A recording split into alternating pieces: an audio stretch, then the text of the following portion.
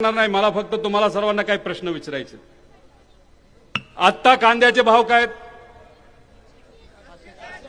500 ते 5 रुपये ते 6 रुपये किलो आहेत का नाही? हात वर करून सांगा। असेल तर हो म्हणायचा, हात वर करा। आहे का? बर, 5 ते 6 रुपये मध्ये तुम्हाला परवडतं का? आपल्याला उत्पादक खर्च किती येतो? 18 ते 20 रुपये येतो का नाही येत? त्याच्याच बरोबर गेल्या 3-4 महिन्यापूर्वी जो काही अवकाळी पाऊस आला आणि त्याच्यामध्ये गारपीट झाली, त्याच्यामध्ये आपलं नुकसान झालं का नाही झालं? जो रब्बी कांदा बरेच दिवस टिकू शकतो, पण पाऊस आल्यामुळे आणि गारपीट झाल्यामुळे आज तो टिकू शकतो का? उत्पादकता कमी झाली का नाही झाली? मग आज जेव्हा तुम्ही व्यापाऱ्याकडे जाता, मार्केट कमिटीकडे जाता, जेव्हा 4 रुपये 5 रुपये तुमच्या हातामध्ये मिळत असतात, तेव्हा येण्या जाण्याचा तरी खर्च निघतो का? मग मला तुम्ही सांगा, जर मोठे मोठे नेते जर टीव्हीवर आणि इतर ठिकाणी जर सांगत असतील येणाऱ्या काळामध्ये पाऊस कमी होऊ शकतो, मग येणाऱ्या वर्षीचं पीक तुमच्या हातामध्ये येणार का? जर येणारं पीक तुमच्या हातामध्ये येणार नसेल आणि आहे त्या पिकाला तुम्हाला भाव मिळणार नसेल, तर अख्खं वर्ष तुम्ही जगू कसं शकता? हा प्रश्न आपल्या सर्वांच्या मनामध्ये आहे का नाही? आता 18 तारखेच्या आधी पवार साहेबांनी आम्हा सगळ्यांना सांगितलं, उद्धव ठाकरे साहेबांनी त्यांच्या पक्षाला सांगितलं, काँग्रेसच्या नेत्यांनी त्यांच्या पक्षाला सांगितलं, लोकांसाठी रस्त्यावर उतरावं लागेल। 18 तारखेला तुम्ही आपण सर्वजण लासलगावला गेलो होतो का नव्हतो? फक्त संवाद करण्यासाठी गेलो होतो, लोकांची अडचण समजून घेण्यासाठी गेलो होतो। तिथं 3-1 हजार लोक आली।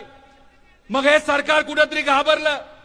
सरकार घाबरल्यानंतर कलेक्टर साहेबांनी रिपोर्ट पाठवला, तो मंत्रालयाकडनं केंद्र सरकारकडे पाठवण्यात आला।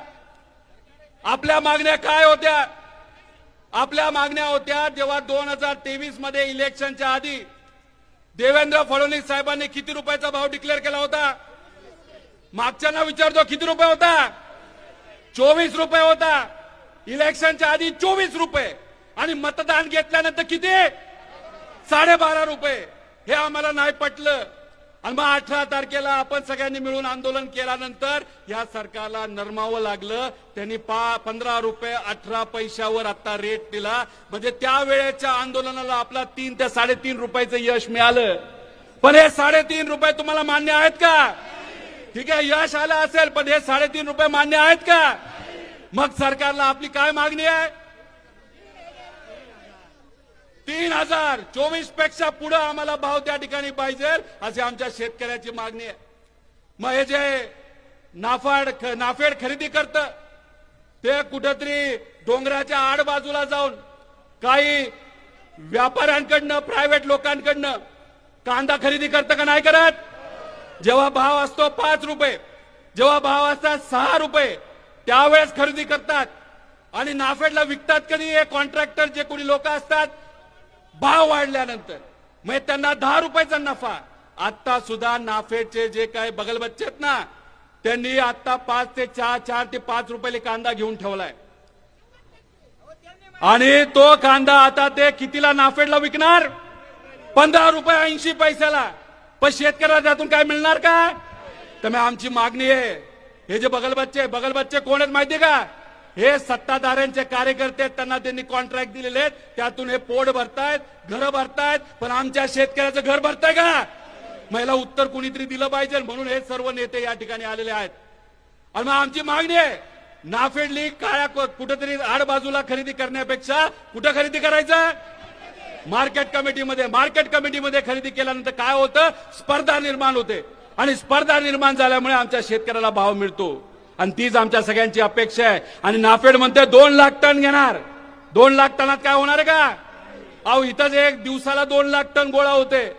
तर आमच्या सगळ्यांची मागणी 8 ते 10 लाख टन कांदा त्या ठिकाणी घेतला पाहिजे आणि 8 ते 10 लाख टन कांदा घेतला तो कांदा हा भारतात विकायचा नाही, हा कलकत्त्यात विकायचा नाही, मुंबईमध्ये विकायचा नाही, दिल्लीत विकायचा नाही। कारण काय करतात, 3 महिन्यानंतर भाव वाढल्यानंतर हा तुमचा कांदा जो स्वस्तात घेतलाय परत जाऊन त्या मोठ्या शहरामध्ये स्वस्तात विकतात आणि आपल्या सगळ्यांची जी अपेक्षा असते राहिलेल्या कांद्याला चांगला भाव मिळाला, त्याला भाव मिळतो का?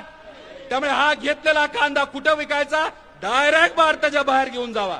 भारताच्या बाहेर जात नसेल तर जाळून टाका, पण आमच्या शेतकऱ्याला 24 कमीत कमी रेट हा मिळालाच पाहिजे. आता तुम्ही मला सांगा, हे सर्व नेते इथं आलोत, आम्ही आलोत, इलेक्शन आहे का?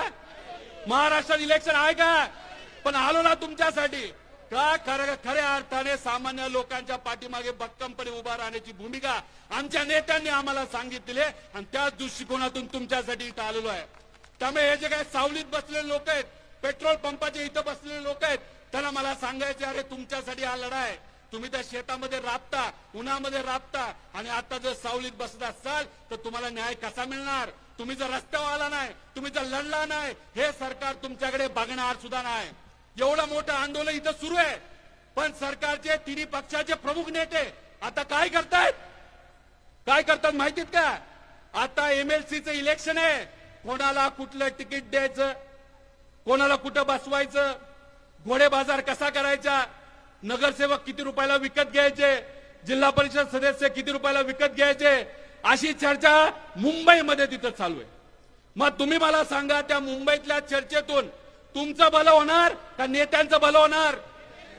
मग नेत्यांचं भलं होणार असेल तर मग कुठेतरी विरोध आणि आपण त्या ठिकाणी रस्त्यावर आलं पाहिजे. आणि मी ठामपणे सांगतो, तुम्हालाही सांगतो, तुमच्या मुलांनाही सांगतो, मजुरांनाही सांगतो, मजुरांच्या मुलांना पण सांगतो की आज जर आपण आपल्या हातामध्ये हा लढा घेतला नाही, या सिस्टमच्या विरोधात आपण लढलो नाही, तर येत्या काळामध्ये आपल्याला कुणी त्या ठिकाणी वाचवणार नाही, अशी परिस्थिती या महाराष्ट्रामध्ये येईल. त्यामुळे मी परत एकदा आपल्या सर्वांना प्रश्न करतो, आता ऊन किती वाढलं तर सावलीत जाऊन बसणार का? लढायचं का मग? बरं आता काय झालंय, आता इथं 5-6 हजार लोक आलेत, पण आता चांदवड आपली जी मार्केट कमिटी आहे इथले 2-1 हजार आलेत, आसपासचे 2-3 हजार लोक आलेत, पण आपले 6 हजार लोक या प्रशासन आले, पोलीस प्रशासन याली ठिकठिकाणी कुणी मोटरसायकलवर येते, कुणी गाड्यात येते, कुणी दुसऱ्या फाट्यावर अडकले, असे 6 हजार लोकांना आपलं थांबवले. मग आपला आवाज दाबला जातोय का नाही जात? पोलीस प्रशासन चांगलं असतं, सगळेच खराब असतात असं नाही, पण काही लोक एक चुकीचे असतात. त्यातले जे कोणी चुकीचे आहेत त्यांना मी सांगतो, आम्ही सर्व नेते सांगतो, आमच्या लोकांना लगेच त्या ठिकाणी सोडवा, नाहीतर हे सगळ्या गोष्टी तुम्हाला मागत पडतील. आणि मला असं वाटतं हे शासन, हे प्रशासन हे कुठेतरी आपल्याला हलक्यात घेते. मग हलक्यात घेत असेल, तुमच्या जीवन मरणाचा प्रश्न असेल तर मग काय करायचं? हे जर सरकार हवेत गेलं असेल, जर हवेत जाऊन आपल्याकडे दुर्लक्ष करत असेल, तर मग काही ठराविक आता काय करायचं सांगा?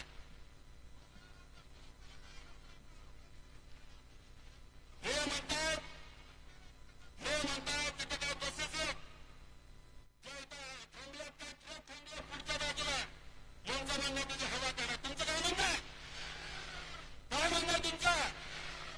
आम्ही काहीच म्हणणार नाही, तुम्ही ज्या म्हणाल आम्ही त्या पद्धतीने त्या ठिकाणी जाऊ. तुमचं काय म्हणणं आहे? मग जायचं का तिकडं? मग तर त्यांनी जेलमध्ये टाकलं, गाडीमध्ये आम्हाला टाकलं, तुम्हाला जायचं काय करायचं? मग ठरलं का? मग आम्ही जेलमध्ये जायला तयार आहे, आम्ही काय कोणाला घाबरत नाही का? आम्ही मराठी माणसं आहोत, आम्ही महाराष्ट्रातली माणसं आहोत, आम्ही दिल्ली सोबत झुकत नाही. अहो हे इतके दीडशाणी लोक आहेत, अहो अजितदादांना न्याय देण्यासाठी सुद्धा त्यांनी मदत नाही केली. आम्हा सर्वांना तिथं पळावं लागलं, इकडे जावं लागलं, तिकडे जावं लागलं. काँग्रेसच्या माध्यमातून कर्नाटकामध्ये 0 FIR करून कुठेतरी दादांना न्याय देण्याचा प्रयत्न आम्ही तिथं केला. त्यासाठी काँग्रेसचे आम्ही आभार व्यक्त करतो.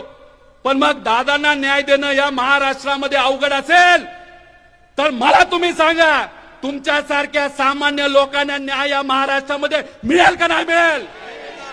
मग जर नाही मिळणार नसेल तर मग कुठेतरी आपल्याला सुद्धा काही गोष्टी हातामध्ये घ्याव्या लागतील.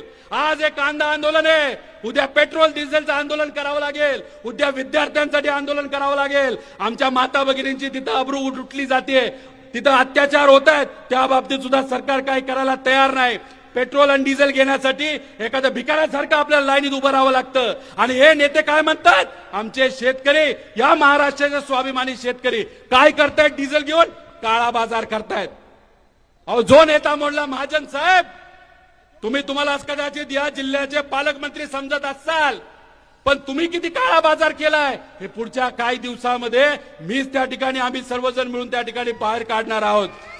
त्यामुळे याद राखा, आमच्या शेतकऱ्याला सर्वसामान्य लोकांवर जर तुम्ही अन्याय केला आणि त्यांना जर अशा लेवलला जाऊन खालच्या लेवलला जाऊन तर तुम्ही काय केलं बोललं तर तुम्हाला या महाराष्ट्रामध्ये स्वाभिमानी महाराष्ट्रामध्ये शिवशाहू फुले आंबेडकरांच्या महाराष्ट्रामध्ये फिरणं सुद्धा अवघड होईल. ही गोष्ट त्या ठिकाणी याद ठेवली पाहिजे. त्यामुळे मग आता काही शेतकऱ्यांनी इथं सांगितले की आता आपल्याला या हवेत जे लोक गेलेत तर काही गाड्यांची हवा काढून काय या सरकारला कुठेतरी जमिनीवर आणलं पाहिजे. शेतकऱ्यांनी आणि लोकांनी आदेश दिला, सामान्य लोकांनी आदेश दिला तर आम्ही लोकप्रतिनिधी आहोत, आम्हाला तो आदेश ऐकावाच लागतो.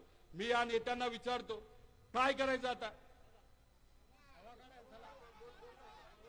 बरं, आपण आपल्यानंतर शशिकांत शिंदे साहेब आहेत, दानवे साहेब आहेत, सपकाळ साहेब आहेत, हे आपल्या सर्वांना मार्गदर्शन करतील आणि हे सर्व नेते जे बोलतील तशा पद्धतीने त्या ठिकाणी आपल्याला वागायचंय. पण हे बोलत असताना करत असताना जर आपल्याला थोडीशी चक्कर वगैरे आली तर आपण अँब्युलन्स डॉक्टर इथे ठेवलेत, पण बाकीच्यांनी सावलीत जायचं कारण नाही. बरोबर का नाही. ऊन वाढत गेलं, टेम्परेचर वाढत गेलं तर काय करायचं, थांबायचं तिथं आहे तसं. कारण का आता जर सहन नाही केलं तर पुढचे अनेक वर्ष सहन करावं लागेल. आणि तुम्हाला सांगतो नेत्याला काही घेणं देणं नसतं. नेत्याच्या पोरं मोठ्या मोठ्या शाळेत शिकायला असतात, मोठ्या मोठ्या बिझनेसमॅनची मुलं मोठ्या मोठ्या शाळेत शिकायला असतात, त्यांना काही फरक पडणार नाही. फरक जर कोणाला पडणार असेल तर तुमच्या ना आपल्या सर्वांसारख्या सामान्य लोकांना तो फरक पडणार आहे. आणि तो फरक पडू नये म्हणून आपल्या सर्वांना त्या ठिकाणी एकत्रित येऊन लढावं लागेल. बघा आता सिक्युरिटी वाढवली, 18 तारखेला सुद्धा पोलीस आले होते, आता सुद्धा पोलीस मोठ्या प्रमाणात त्या ठिकाणी आलेले आहेत. म्हणजे हे कोणाला घाबरलेत, तुम्ही हात वर करून सांगा कोणाला घाबरलेत. हे सामान्य लोकांना, शेतकऱ्याला, मजुराला घाबरलेले आहेत. त्यामुळे आपण जर लढलो तर तरच आपल्याला त्या ठिकाणी यश येणार आहे. एवढंच या ठिकाणी सांगतो, लढायचं आणि जिंकायचं. रामकृष्ण हरी. बघा, राशी ट्रेडर्स यांनी पोती 13 क्विंटल 30 बरोबर, त्यानंतर यांना भाव मिळाला 3 रुपये 20 पैसे किलोला, म्हणजे 320 रुपये क्विंटलला. चला किती लोकांना 3 रुपये 20 पैसे किलोला कांदा परवडतो त्यांनी हात वर करा. त्या हात वर करा ना. बरी पावती घ्यायची आणि घरी गुपचूप जायचं का. समजा ताटामध्ये नुसता कांदा आणि भाकरी खायला लागली तरी चालणार आहे का आपल्याला. आपली पोरं न खाता झोपलेली चालणार आहे का. आपली पोरं जे चांगल्या शाळेमध्ये कॉलेजमध्ये जातात त्यांनी 1 वर्ष डाऊन करायचं का शाळेत जाणंच बंद करायचं.